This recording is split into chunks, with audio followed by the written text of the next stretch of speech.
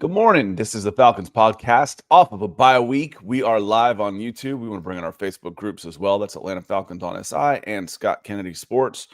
We'll get those rolling, and then we'll get started here in just a moment. Nick will be joining me shortly. He's getting set up in his new home. Should be good to go. Welcome in, everybody. This is the Falcons Podcast. It is a sleepy, drizzly, rainy Monday after a bye week. It feels just kind of like, okay, everybody, get your coffee. Got my Lion coffee. Get your Lion coffee and get woken up and get ready to go. Been off, and then the thing is Falcons don't play again until next Monday. So it's like an extended bye week that we've got going on here. So looking forward to the Buffalo Bills coming in. The NFC South stood up and two teams beat some bad teams, and then the Cardiac Kids of Buccaneers keep on going. Want to get into a few things today. There are 5 biggest questions. So I'm going to take some of yours too. I mean, we'll probably end up taking 5 more and probably asking more questions after those questions that are facing the Atlanta Falcons as they get off of their bye week with another 13 games to go, including the big one. Can they make the playoffs? We'll probably save that one for last as we move forward. Also, we've got our coffee, our Lion coffee giveaway. It's just, I think it's a 24-ounce bag, so a pound and a half. $35 value to our members. I've got that set up. That won't take long. If you're a member, there are 16 so far that joined up in September. So thanks to all of you. Got your names over here in a little digital fantasy draft thing. We'll just hit go. It'll randomize it, and we'll select who wins and who wins. You're going to email me, and I'm going to send you a bag of coffee courtesy of Lion Coffee and the Falcons Podcast. But first, hope I'm coming through okay. It says I'm having a little bit of trouble connecting to StreamYard, so hope I'm coming through okay on your end. Going to say hello to some folks who have come in nice and early, like Dontez Jackson. I really hope the Falcons come with a game plan. Bye week helps, that's for sure. Or does it? Is 15 days too much to get in their own heads on that? Austin, good morning. Says Falcons at home. I think we stand a chance. Absolutely. The Bills just lost last night. Hopefully this gets into offense gets into a rhythm and AJ returns. And as Rusty says, Rusty and I are kind of on the same negative wavelength. I can't let all of my negative thoughts out or else you guys wouldn't watch. I got to be positive some of the time.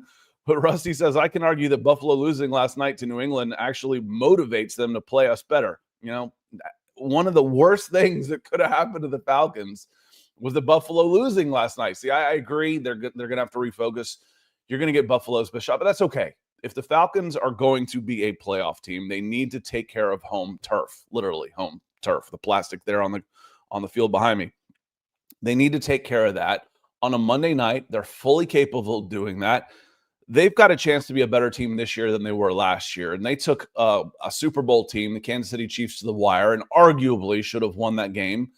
When they weren't as far ahead in this process, what was that, week 3? Week 4? I don't remember for sure, but it was early. I thought it was week 3. Early in the process and not coming off a bye week, et cetera, et cetera. So all of those things, let's see here. I want to get down to John. John, thank you. John's going to be in the hat. You see that little falcon on YouTube, it means he is a member, so thank you. John, he says, good morning, everybody. The Bills didn't look that good to me, or maybe New England is a pretty good team. It's probably both. I think the Bills probably didn't play their best, and I think New England is at 3-2. God, Lord, there's some bad football teams in the NFL right now. I looked at the records yesterday, the early slot games, including the game in London, which it ended up being a decent football game at least, but, just bad football teams. There's 7 games, so 14 teams. It's almost half the league. Out of those 14 teams, there were 2 that had winning records that were playing in the early slots yesterday. 2 out of 14 that have winning. There's some bad football. And John follows up. He says, any updates on our IR players? Nothing yet. The only update I would have is that there was no update. I don't know that signifies. Wasn't a ton of practice last week anyway, but it worries me a little bit that they didn't officially open the practice windows on any of the players. That could happen this week. What you do, how that works with the IR players that are designated to return. You have a 17-man with Lenny Craig counting a 17-man practice squad. Those guys are essentially free agents. They can be plucked at any given time, signed to a 53 of another team. Then you've got a 53-man active roster. You've got players on the injured reserve with a designated return. I can designate that player. I can open a 21-day evaluation window, a practice window for those players, and see if I want to bring them into my active 53, bring them into practice, let them work as if they were active. But I have 21 days to make a decision. If they're not better than anybody that I've got on my 53, I can either put them back on IR or I can cut them. So they didn't open that 21-day practice window yet on any of the players. So that is the news. And one more follow-up from John, one of our Perch members, says, do you see Troy Anderson on the field and again in a Falcons uniform?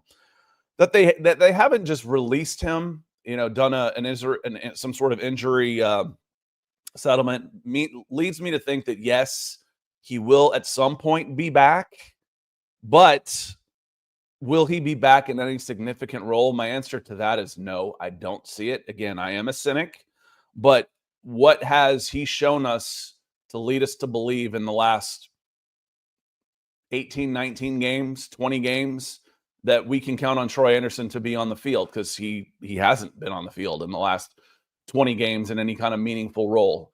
They brought him back, aggravated the injury, was gone again. Divine Diablo, whose place is he going to take? Again, you can use him in packages if he was 100% healthy. Caden Ellis and Divine Diablo aren't leaving the field. So Troy Anderson right now is a reserve or a chess piece that you can use in other situations. You can move Caden Ellis up to edge sometimes. They run that 3-3. I could have him at edge and run a 3-4 with the Diablo and those guys. But then I'm taking reps away from Walker, from Pierce. So no, I don't. And the thing is they didn't really act as if they were going to have him come back either. That's why they signed Divine Diablo. Want to hit Denver. Luke is happy. He's a Broncos fan. He says, Victory Monday. Go Broncos. Good morning, boys. He's got the coffee emoji. You know what? I will drink to that. I'm going to take my first sip of my Lion coffee this morning. It's a little hot. That's one reason I don't take a big chug. I already got chastised for that last week.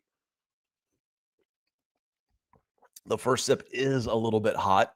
So I'll make up for it, JB. I promise. Appreciate you, Denver Luke. Thanks for being here. Curtis Case is also a member. Thanks for being a member and for the super chat, Curtis. He says, good morning, Scott and Nick. Hopefully the Bills still have their fumble issues when we play them.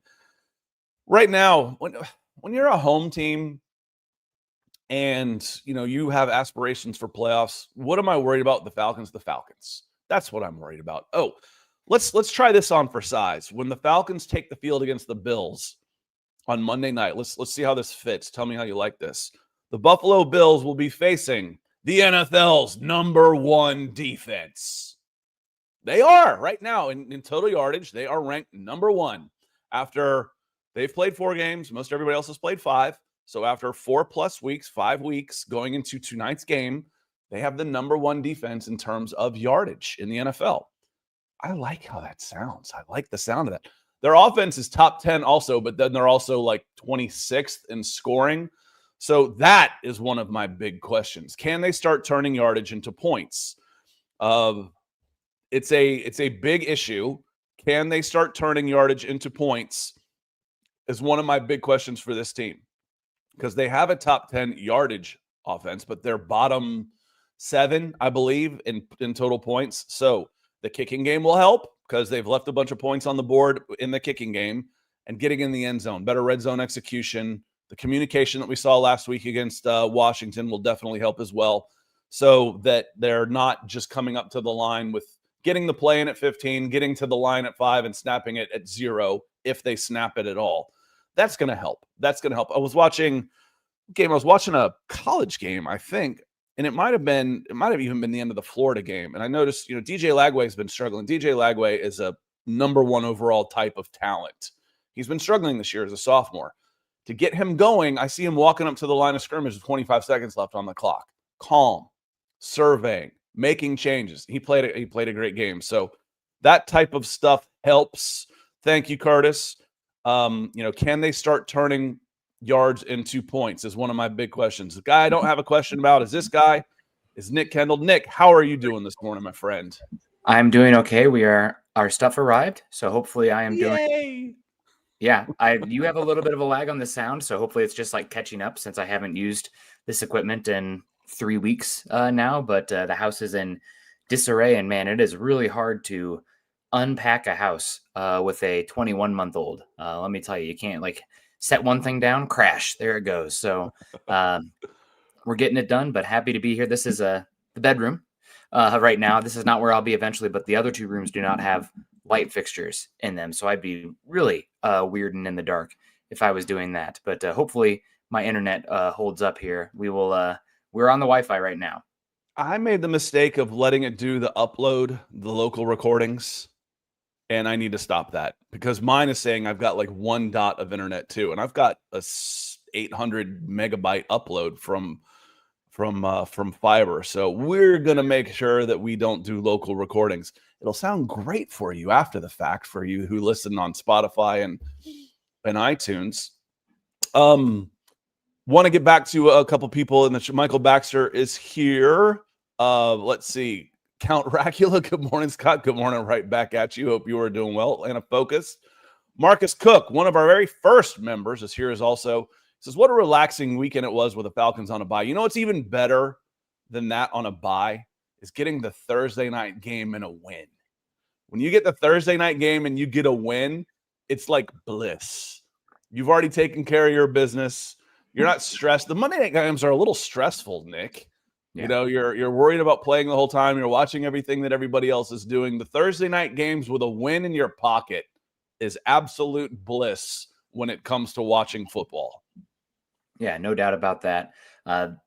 It's even better when I would say Thursday night win and then your rivals lose. And I see the chat a little bit upset. Unfortunately, I was pretty bummed about it. We didn't have the Seattle-Tampa Bay game on here in Denver. We had the Commanders-Chargers, so it was a double Fox week, I guess, rather than CBS. But man, what a game that was. And unfortunately, Tampa Bay looks like they absolutely nailed another draft. Emeka Egbuka looks like a superstar, and Jacob Parrish so far has been the best defensive back out of the last draft.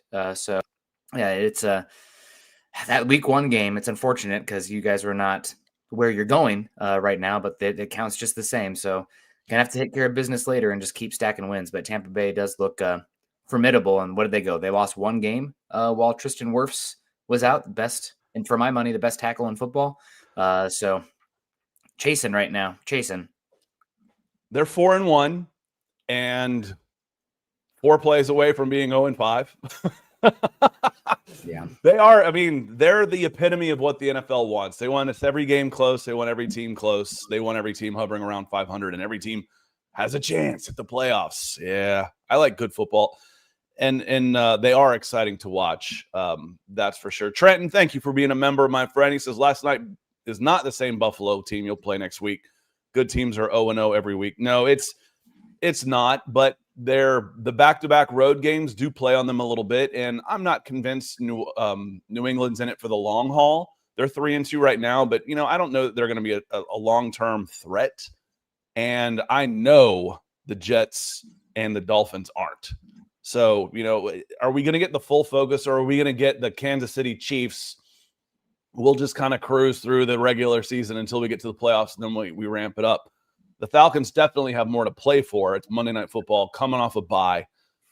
They're fighting for relevancy in the NFL. They definitely have more to play for. And I would imagine it's a small line, like 2.5, somewhere in that neighborhood. Let me see what it is off what ESPN Bet has real quick. But my guess is it would be a really small line. It's not even set yet for some reason. Everybody else is. That one is not. I would say it would probably be Bills by 2.5 would be my guess. I'll go 3.5. Just the Josh Allen factor. And I think with the Bills coming off of a loss like they did, makes it a little bit, I don't know, spicier for that one. But yeah, stopping the run really helped New England last night. That's key. But unfortunately, I'm not sure if that's how this Falcons team is built currently, but you one game, anything can happen, and it can be schemed up for a game as well. So we will see. Mike Harvey coming in here, $4.99, says the Bills are a Super Bowl caliber team. We don't beat them without help, and they are better coached. Again, all it takes is one game. I'm going to be, Scott, I'm always not too high, not too low. I'm going to be a little bit of a stick in the mud probably on the Broncos game. I need to hold back on that because they just had the big win in Philly. But, anything can happen in a singular game. I think back to, must have been 2016. The Packers were like 13-0, 11-0, and they went into Arrowhead, who the Chiefs had one win or something, and the Chiefs spanked them. So anything can happen any given week. If it's good teams, you see them show up week after week and get those. So you never know. They win the small margins. They win the small margins. And, without help, we'll see. If the Falcons play their game, they're capable of beating anybody. They got a top 10 defense. They got a top 10 offense. They're certainly capable of doing it. Now, have they played like a top 10 offense? No, they haven't. But we know that they're moving the ball. Now it's okay. Let's take the next step. Let's do that. Let's take the next step. Are they going to score 19 points on average for the rest of the season? I don't think so. And in order to get the number up to 24, they need some 28s, they need some 30s, they need some 31s, they need some 34s in there. So are they better coached? Probably. Probably right now. It's Raheem Morris' second year with the Falcons, and McDermott's been up there for a while. So, is their quarterback better right now? Yeah, probably. There's no shame in saying that. But do the Falcons have more weapons on offense? Yeah. They do. I'm looking last night. It almost looks to me, Nick, like when we were 4 years ago, we were talking about the Packers. It's almost like let's stack the defense and then let Aaron Rodgers do his thing. I look at the offense right now on the Buffalo Bills. I'm like, dude, where are your weapons? Your running backs, they're good, but they're running backs. Your receiving weapons is Shakir really a number one? Joshua Palmer? Curtis Samuel, your number one last night was the tight end Dalton Kincaid with 6 catches. There's nobody, Keon Coleman's got some potential, but this is not going to be the most talented group of wide receivers the Falcons will face all year. That's for sure. No, I mean, they really are more auxiliary, the Bills, as far as how they lean their weaponry. It's through the tight ends, Dalton Kincaid, Dawson Knox, a lot of it, and the offensive line and run game. And as we saw, as somebody correctly pointed out, unfortunately for my fantasy team, they bottled up James Cook, and that made a big difference. But this, honestly, Scott, I would say it's a little bit more of they've really stacked up on the offensive line more than the defense. And that's an area where the Bills, credit to Mike Vrabel and the Patriots, man, going in there and doing what they did to stop them. But that Bills team has been able to lean on almost every single team they've gone against, and then just let Josh Allen be a superstar. It's a little bit more of the Tom Brady mode, like every single year. Then they had the top 10 defense too, but it was always like 5 offensive line with Scaramucci. I can't remember the offensive line coach for the Patriots all those years. Very Italian name. I mean, should be in the Hall of Fame. One of the best offensive line coaches ever. Let me see here. Last week, the defensive rookie of the month was the forgotten man, was Xavier Watts, who was part of the James Pierce trade. And evidently me making a snarky comment about that resonated with a lot of people on X because it got something like 150,000 views and a couple thousand likes when I said, oh yeah, I forgot. This guy was part of the Pierce trade. I only read national media, so I forgot. They never mentioned him. Yeah, it's one of my other big questions as part of this defense is, can Pierce and Walker continue to develop? Pierce, there's some advanced metric out there that says like per play, he's like leading the league in splash plays and pressures and quarterback hurries and stuff like that. It hasn't turned into production yet. He's got half a sack and 2 tackles. If I'm a hater looking at his box score, I'm like, this is a bust. But watching him go out there, we see him affecting the game, even if he's not getting home yet. Can they change those pressures into sacks moving down the line, which sacks would then turn into turnovers as they move? So that is also one of my biggest questions, Nick. I like what I've seen. Pierce flashed early in camp. Walker is starting to come on. Yep. Yeah, both of them. I mean, Pierce is the guy right now. You and I, Scott, are both scout eyes at heart, and we'll look at the box score before we get into a game sometimes when we're reviewing.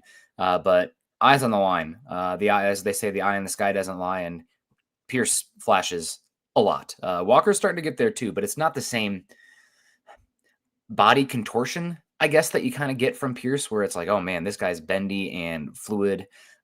Walker's got a little bit more pop to his game. So they're both, I mean, good players, and excited to see what they can do. Again, I keep coming back to the same thing, talking about Pierce and everything. It's like, man, I wish we had a Alfred Collins type, or I mean, just to get like the best one in the league, but like Vita Vea, right? Like just that nose tackle that could really free those guys up, push the pocket. Because right now you see Pierce and Walker, and they're able to get pressure, but there's sometimes room for those quarterbacks to get up. And to credit to Dorless, he's coming through a lot, but it'd be nice on those earlier downs to have a 330-pound behemoth eaten up. Who called the Broncos game last night? Because I watched, or yesterday afternoon. It was Romo and Nance. Okay, so it was probably Romo, because he highlighted a drop step where Nick's backed it 10 yards. He's like, you don't want to hit that line. And the outside rushers got to him. He says, but it makes it hard to step up because these guys are crushing the front side of the pocket too. That's a little bit what you're missing. They make up for it by trying to get penetration. But yes, the ability for Josh Allen scrambling makes you a little nervous. And you have to, with Josh Allen, you have to have, it's a bodies approach. A lot of times the first guy that gets there doesn't get it done. It needs to be, like zombies hunting. If one grabs the guy, then it needs to be the horde arrives as well. Saw that with Josh Allen. See it a little bit with Drake May as well. Oh, man, God, he looked pretty good last night, Scott. But you guys in the NFC with your lack of quarterbacks. I think the NFC might be better, but these young quarterbacks across the AFC are ridiculous. We'll see how Penix and Daniels continue to do it. And we got Primordial Reflection says Buffalo hasn't won anything and consistently losing the playoffs. Unfortunately, this isn't a playoff game, and what they have or haven't won doesn't matter. They're really good in the regular season, and they're coming off a loss, and this will be – the Falcons are underdogs for a reason. I would probably set it at 3.5, and this is a game I would stay well away from. NFL, I think, is, for the most part, I can usually pick one game that looks kind of odd to me. Of course, I would have lost the house on Texas, Florida. I would have bet my house on Texas, and I would have lost my house this weekend. Thank goodness for Steve Sarkisian, one of the worst people in sports, is now out of the top 25 and is, well, he's multi-bazillionaire. So what does he really care? But nothing against Longhorns fans. Love you. I like Texas. I like Austin. I don't like Steve Sarkisian. And that goes back a long time. Let's see here. Okay, couple of the questions we wanted to get into as far as the Falcons defense. And number 2 on here I had was Pearson Walker continue to develop. We talked a little bit about that. Number 3 on here, can Bijan Robinson, can he continue his torrid pace? So I'm looking at Sports Illustrated did a preseason, or did a quarter of the way all-pro team, and they didn't have Bijan Robinson on it. And I look at the stats. Jonathan Taylor's good, of course. Yeah. I think they had Etienne as the next one. I was like, oh, that's cute. Both of those guys. Bijan's got 150 more yards from scrimmage than both of them, and is the NFC Offensive Player of the Month. So he's like at 600 yards right now, Nick, from scrimmage. What's that come out if I divide 17 by 4 and then multiply again by 17? I mean, I think he's at 570. 570 divided by 4 times 17. Not 7 times 17. He's on pace for almost 2,500 yards from scrimmage. Yeah, he's having an unbelievable season. I do worry about. I mean, at some point you worry about overusage, but he's a top 10 pick at running back. I would like to maybe see a little bit more Algier, but yeah, Bijan's having an incredible season, and I think that's pretty laughable to not have him in the first team. Jonathan Taylor does deserve it as well, but after that, it's Bijan without a doubt. So yeah, he's having an unbelievable year. He's a special player, and I think Michael Penix should be, treating him out for a steak dinner or something every single week, because God, he makes his job a whole heck of a lot easier. You can be wrong, or you can be safe, and you can be right. The ability to have a high probability, low risk play lead to successful plays, let alone explosive plays at the rate of Bijan Robinson, both in the run and the pass game, it's the basis of the offense. It's what we talked about last season, Scott, when you guys drafted Penix and you had Kirk Cousins coming off injury. It's like, well, you know what? Like, no matter what, at least you have this to rely on every single week. And with that, what was it, week one? It didn't have, you didn't really have it. We saw the offense, be the Penix show when he needed it. But overall, it should be the run game and Bijan Robinson with Sam Algier getting sprinkled in. Touches go. We don't want more touches. I'm happy with his touches. I want more efficient touches. I want him to get more from the same amount of touches. And right now that is happening. That is absolutely happening. More explosive plays because he is averaging 20 touches a game right now. That's a good number for a number one back. I want him to get 20. I want Algier to get 10. It's somewhere in that neighborhood and mix and match at balance. But if you come out with that at the end of the year where he's got 340 touches, because last year he had 304 attempts and he had for reception 61. So he had 365. So there you go, Nick, through 4 games. And part of that is one game can skew a lot, so he had that one low touch game against the Panthers for some reason that skews the numbers a little bit. So he's probably been 23, 24, but that's on the same pace as last year. And right now he's actually a little bit below the pace, but he is getting more from less touches, which is exactly what we were hoping for coming into this season. Otherwise you're going to run him into the ground. Yeah. I would love to see a little bit more of the Kyle Shanahan, Christian McCaffrey usage as well with him, where he is isolated in space in the pass game, even more than we're seeing, especially with the question marks the Falcons have at the depth of their wide receiver room. But you also want to protect him at the same time. So, and I don't think Algier is the same wide receiver route runner that McCaffrey is when he's healthy as well. So I don't think he's as good a receiver as Bijan is, so it changes a little bit out of there as for third down backs, that type of stuff. But we love having Tyler. And Harry says, do we think Tyler Algier gets traded? I don't. I've said that from the very beginning, just because for him to get traded in the next month, the Falcons would basically have to go 0-4. And they're in sell mode. I don't think the Falcons are going to go 0-4. If they're anywhere sniffing the playoffs, which they should be, I mean, even if they go 1-3, they're sitting there at 3-5, and the schedule eases up. They were 6-3 last year and missed the playoffs. They could believe that they're 3-5 and could make the playoffs. So I don't see any way that they're completely out of the playoff chase come the trading deadline, and that is the only way you would trade Tyler Algier, because he's too valuable to you for what you would get back for him, which would be a day 3 pick to a contending team. I said that before the draft, and I will keep saying it, that he's more valuable to you and your team right now than what you would get in return, which means it makes it for a bad trade. Yeah, I'm with you. There's always the right price, right at the end of the day. Like if somebody comes and offers a 3rd round pick, weren't the Chiefs the one that didn't have a running back by the end of last year? Wouldn't the Chiefs have loved to have? They would have given up a 3rd to have Tyler done for the stretch run for sure. Yep. I wish the trade deadline was a couple weeks later, just because I'd rather have the dust settle a little bit more.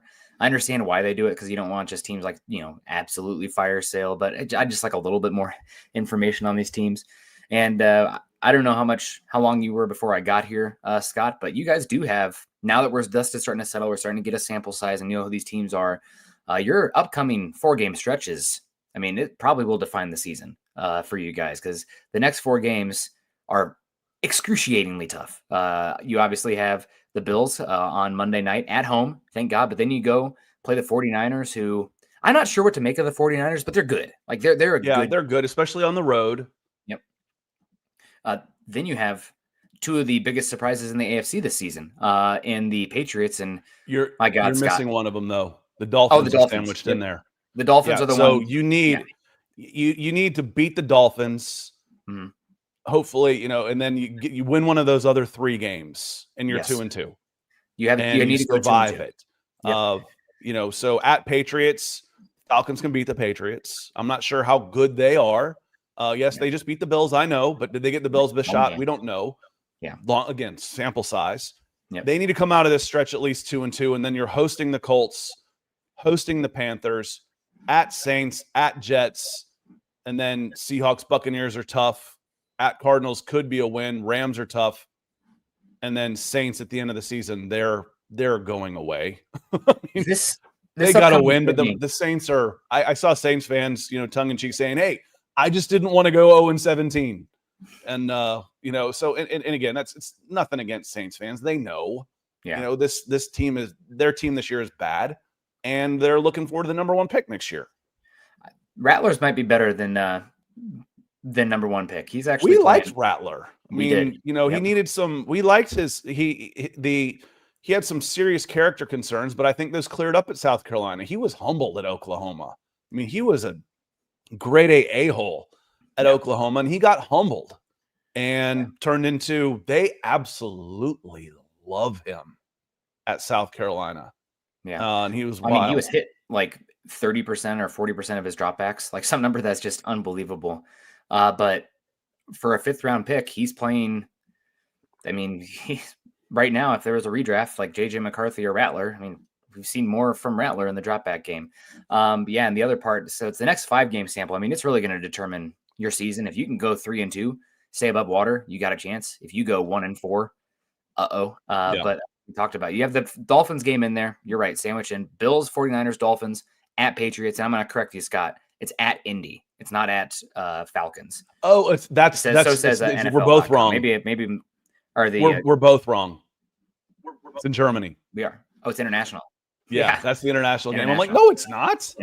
Yep. We're both wrong. Yep. That's the Germany game. There we go. And Shane Steichen, I still believe in Shane Steichen. I have zero belief in Anthony Richardson.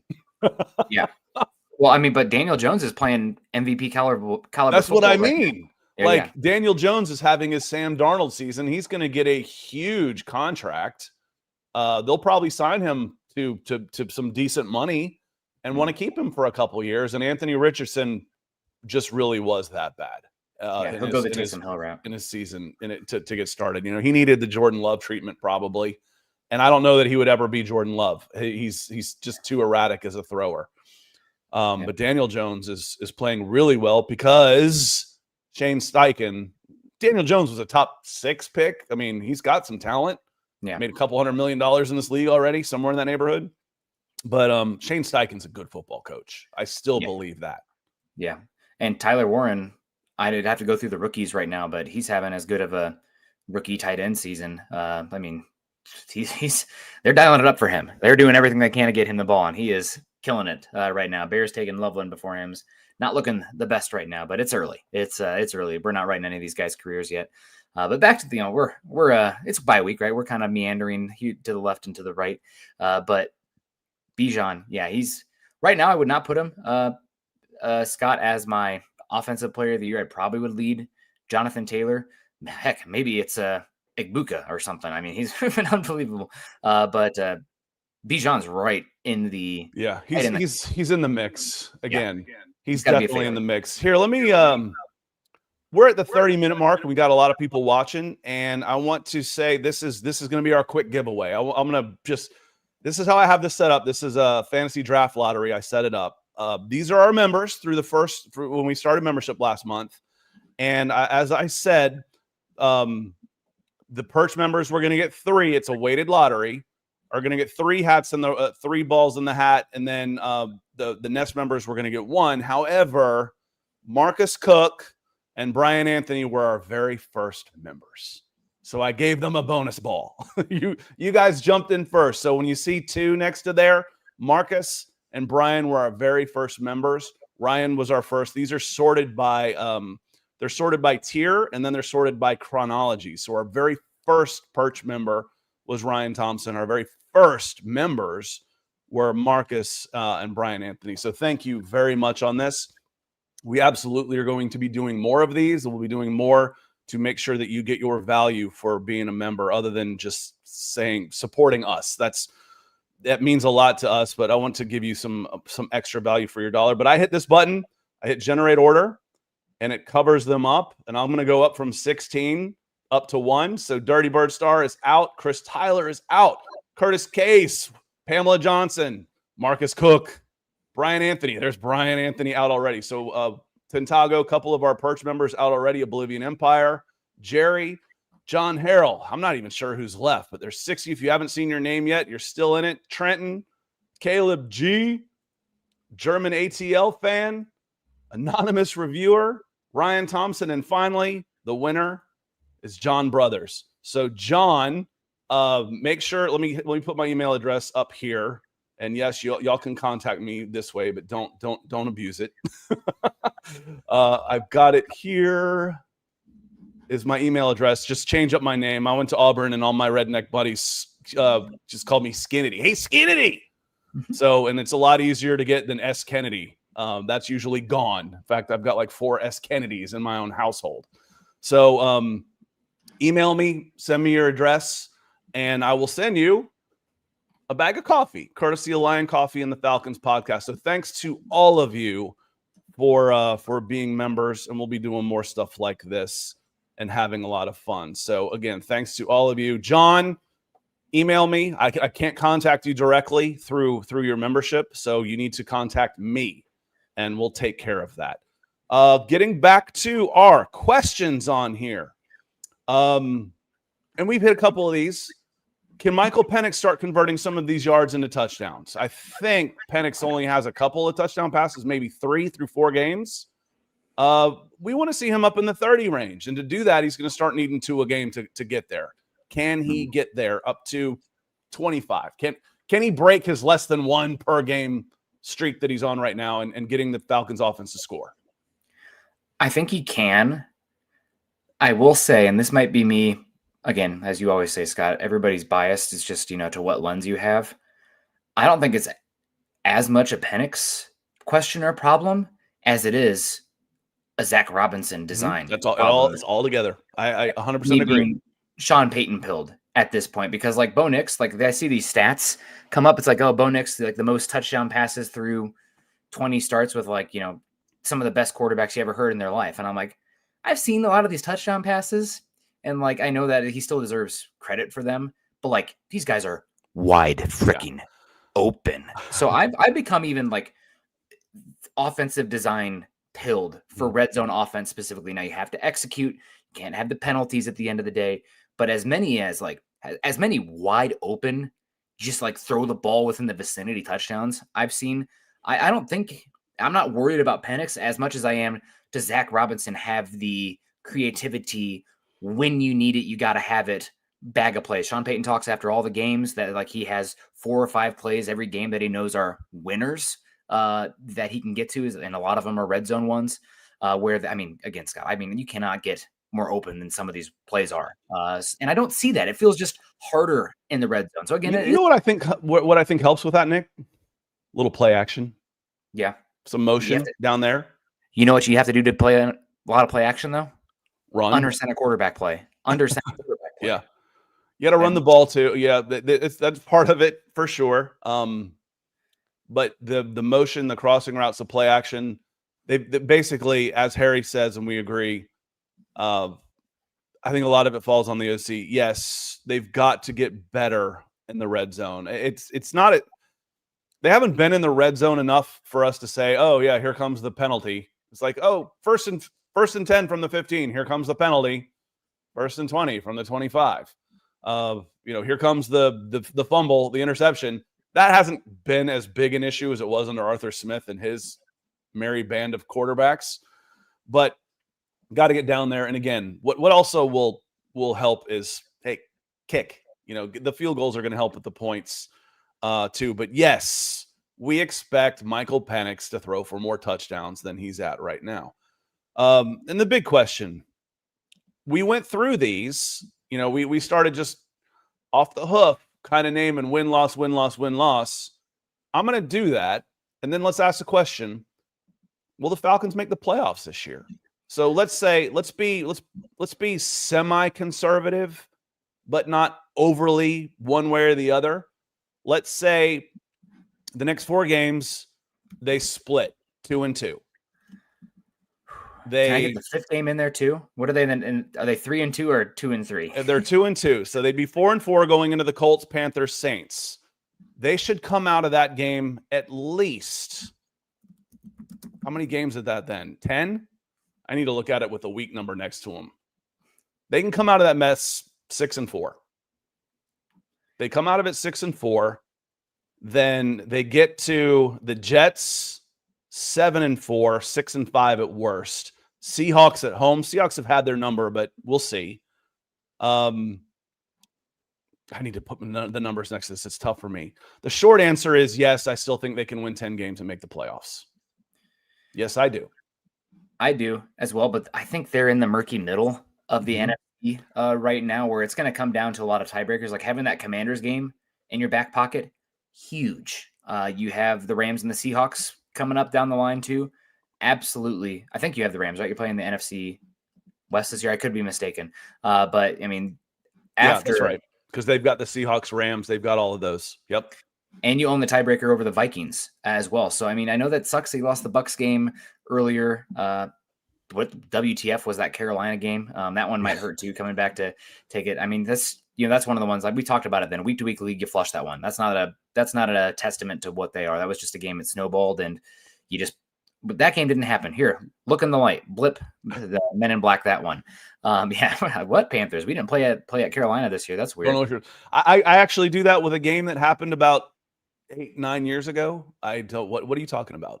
28? Yeah. What? That was how bad Bill Belichick was getting beat in the third quarter by Clemson. It was 28-3. That just stopped the game then. That's what what are you talking about? I complete denial. But right now, I think there are 10 teams in the AFC, 6 in that murky middle. And what you do in this next, I don't know if you can make the playoffs over the next 4 to 5 weeks, but you can be out of the playoffs, I think, in the next 4 to 5 weeks. So you do need to get 500 and keep yourself above water. And it looks pretty tough, but it is beatable teams as well. You know, Drake May does like to turn the ball over. We'll see about Daniel Jones if this can continue. And of course, this 49ers game could be huge too, Scott. You just got to keep stacking against these teams that you could be directly in line with. Another conference game as well. So I'm not ready. I know it's kind of a cop-out, like asking me yes or no to make the playoffs. Right now, I'd say no. Right now, I think I would say no. There's just a lot of teams that I think I trust a little bit more, their overall infrastructure. I'm not really buying Raheem Morris. I don't know what to make of Penix totally yet, but just keep stacking games, staying afloat, and we will see from there. But the next game, I mean, you win against Buffalo, yeah, we can have a conversation. At 49ers, yes, but one at a time, you're alive. That's what it means. 7 years of missing the playoffs when you shouldn't have missed in all 7. That 2023 team was a mistake. That shouldn't have been a miss. Last year, 6-3, that shouldn't have been a miss. So saying I don't necessarily believe in the Falcons at 2-2, that's not a hot take. that's not necessarily a hot take. And there's a lot of belief. I'm going to come back to you. It's a good question on this one, Lil too. You know, and there's some questions about Raheem. There are, and they're legitimate on there. So those aren't hot takes in here. Little Two says, good morning. Your thoughts on the Falcons always choosing to receive the ball? Wouldn't deferring help control momentum after halftime? Feels like we miss a chance to get ahead. This one, the Falcons are trying to establish an identity, really. And right now their identity is their defense. But they're really trying to establish, they've put so much. Raheem Morris staked his job last year on Michael Penix. Being good this year. Put his job on it. Terry Fontenot's job is on it too. They need to get him going. That's what they want to do. They want to get him going, and this is a way of saying, and frankly, from an analytics point of view, if I get the ball first and I control the ball, it means I can get an extra possession in the first half. And, you know, if you're flopping and if I get the ball first and I get the ball last, I get an extra possession in the first half. Now, there's always the switch thought of that is if the other team holds it, they get back-to-back possessions. So to me, which one is it that big a difference that I could be playing a possession ahead for the entire first half, or I get back-to-back possessions to end halftime and to start the third? I don't think it's as big a deal as some people make out to be. Oh, don't you want to always defer so you get the ball in the second half? I don't think it's as huge an analytical, statistical, even momentum-based issue as it's made out to be at times, because I can get an extra possession in the first half which means if I score on both of them, well, hell, I score on both of them and get a stop, I'm up 2 scores going into halftime. That's pretty good for momentum too. Mm-hmm. So I think right now it's about they really want to get Michael Penix going. That's what I think. I am a belief that if I'm a defensive first team, I defer, and if I'm an offensive first team, I receive, because I want to dictate with my strongest unit on the field first. So that's where I'm at. If I had a choice, I know the Falcons have exciting, fledgling, up and coming pass rushers, and you still have questions about Penix, but I think it is still an offensive first team, and it comes down to, as we've said 100 times, the offensive line and the run game. That should be as much as, I don't know if I got Arthur Smith pilled during those years. He had horrible quarterbacks and still kept them alive. God, tough task, impossible task. But I think that is the direction I would be going if I was in charge of the Falcons as well. I would probably still defer. The other thing is when you start questioning about Raheem Morris, his end of halves time management isn't great. Let's make sure you get the possession. I don't know how that works either. If I took it first or last, his end of half time management hasn't been good, relatively speaking. So it is tough on that one. Mike, good to see you. He's ready to see Chris Blair come up for Monday Night Football. And JB says, hey, we want to just put some points on the board. And I think it's good for momentum. How much different is that Panthers game if they don't miss the opening field goal? And they start 3-0. Mm-hmm. The game's probably totally different. Instead, the Falcons defense started slow in that game. Bryce goes right down and scores a touchdown after getting good field position on a long field goal. And then the team never really recovered on that one. Let's see. And Trent, Washington, the end of half was terrible. It should have been 47 seconds, not 20. Was it Matt Chernoff saying, why do they even bother with a play clock? Because neither one of these, Dan Quinn and Raheem Morris, neither of them look at it anyway. That was pretty funny, Matt. Matt's been in Atlanta a long time. He got here, I think, probably 30 years ago. So he's still the new guy to me. That was pretty funny, Matt. On that note, we're getting close to being just to calling this one a day. Let's see. I see Creedy. I want to say hello to Creedy too. But we want to hit one of our OGs. Falcons have let us down a long time for decades with a few seasons of hope and excitement before they Falcon and let us down and break our hearts. Yeah, you're cautiously optimistic on this, but if I had to bet right now, I'd say no, they'll miss the playoffs. I've got a lot of history that says I'm going to be right. But do I think they can make the playoffs? Absolutely.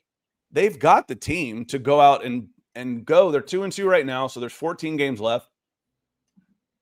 Win 9 of those, 9 and 5, the stretch, they could do that. They could absolutely do that. Will they? Yeah. Probably not.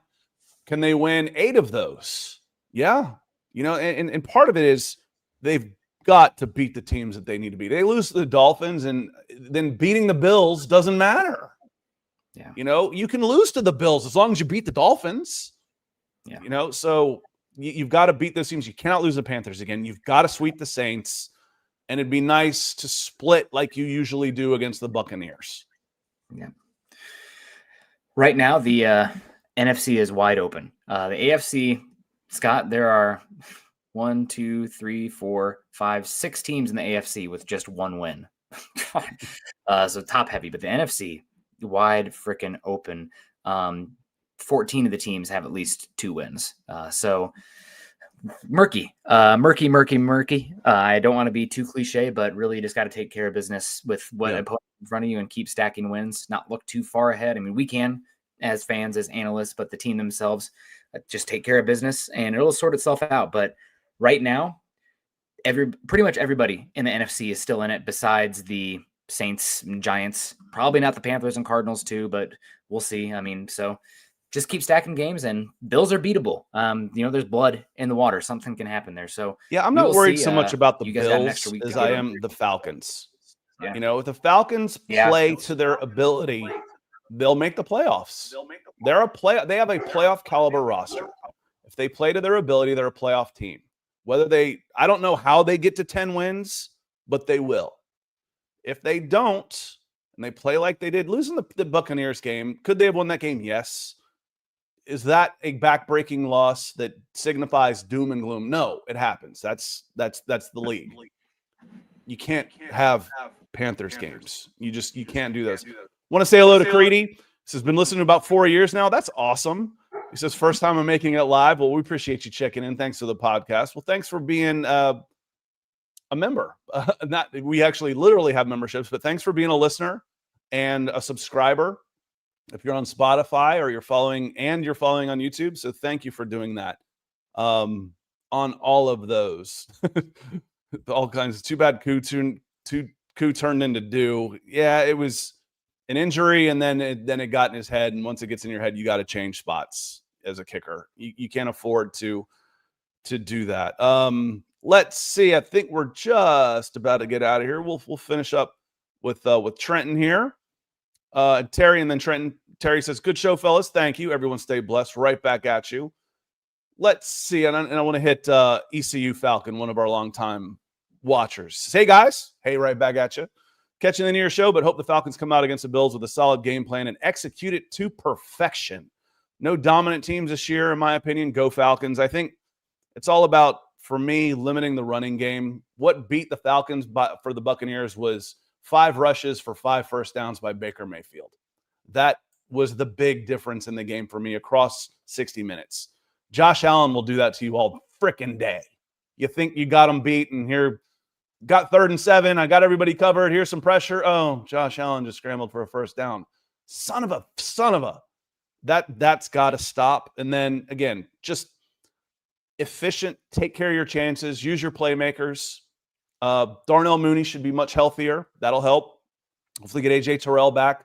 But should have a full list of players on offense ready to go and a week to prepare. On that note, I think that's about – I wanted to hit Trenton here real quick. Trenton, thanks for being a member, my friend. He says, good point about Blair, Washington, and Sills haven't done anything. Give Blair – good point about Blair. Washington and Sills haven't done anything. Give Blair and Drummond a run. Even Agnew can probably do a little more. If the Falcons are playing the way they should play, those guys really don't matter. I mean, they're option 5 and 6. You know, they are. It'd be nice if they can, but it's Bijan, it's Drake, it's Kyle right now. I'm okay with that. If those guys get 80% of your yards, that's a good thing, Nick. It comes down to special teams and blocking for those kind of guys. I hate to be it, but do you have a bouncer mentality? You know, escort that guy out of the club when you're talking that far down the line, because Drake London obviously needs to have a massive percentage of the target share. Pitts probably is one we saw it kind of finally come to fruition in that last win you had where all those top 3 guys were doing it. And then Mooney as well, if he's healthy. So if Mooney's hurt, then we can have a conversation. Mm-hmm. But as it stands, you're talking, 2 to 4 targets max for these guys. What matters more is their special teams. Wide receiver 2 is Kyle Pitts. Yep. Wide receiver 1, and even Mooney coming back in. I don't want him. I don't want to try and force feed Mooney. Kyle Pitts is playing well. It needs to go Drake, Bijan, Pitts, Algier. And then let's see. And then Mooney helps keep him honest. Maybe you get a big play in every once in a while. There's not a lack of weapons. The Falcons aren't struggling because Chris Blair hasn't done anything, because David Sills hasn't done anything. That's not the reason they're not scoring touchdowns. So one last thing from JB. Put Walker in as a spy. That's not the worst idea, but Caden Ellis can do that. So can Divine Diablo. You know, those are also really good ways to do that. With the speed at linebacker now makes a difference. It really does make a difference. It's the biggest upgrade this team made in the offseason. On that note, y'all, I'm going to get out of here. I want to say thank you to our Super Chat superstars, Curtis, Denver Luke, Mike Harvey coming in a couple times, and Trenton. I want to say thank you to the members. John, shoot me an email. If you're watching after the fact, I didn't see you in the chat today. Shoot me an email after the fact, and we'll get you some coffee. And if you don't like vanilla macadamia, give it away. Someone will love you for it. We're going to get out of here. Hope y'all have a great rest of your Monday. Garrett will be here Tuesday night. We will be back on Wednesday. So we will see you then. Thanks for being here, everybody. Peace.